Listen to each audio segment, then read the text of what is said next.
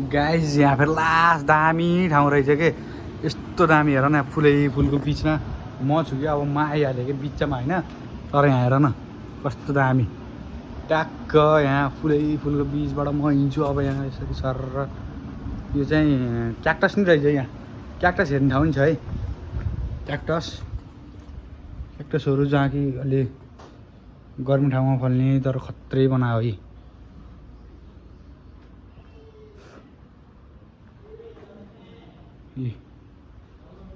cactus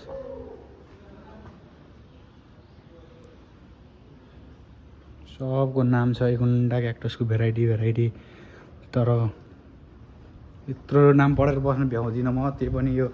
मिसबाट नि छ हिराकनाबाट नि छ काताकानाबाट नि छ है यता क्याक्टस हेरिस् यता क्याक्टस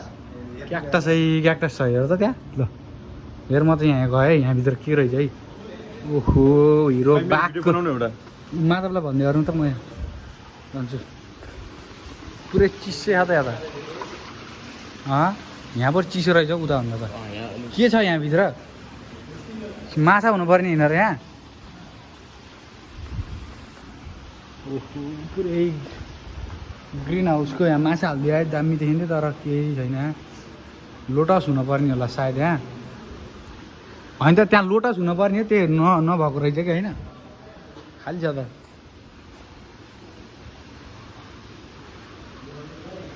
ल भ्याइएछ यति अघि म त्यही क्याक्टसको एरियाबाट आएको अब यति रहेछ अहिलेलाई चाहिँ भ्याइयो यहाँ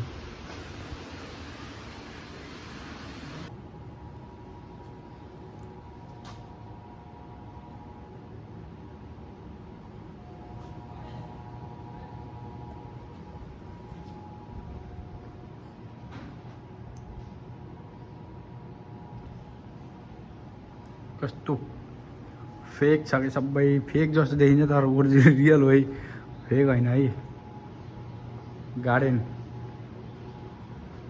यहाँ त खस्यो माथिबाट ट्याप खसिरह पानी चिसो सायद चिसो ठाउँमा फल्ने हो क्या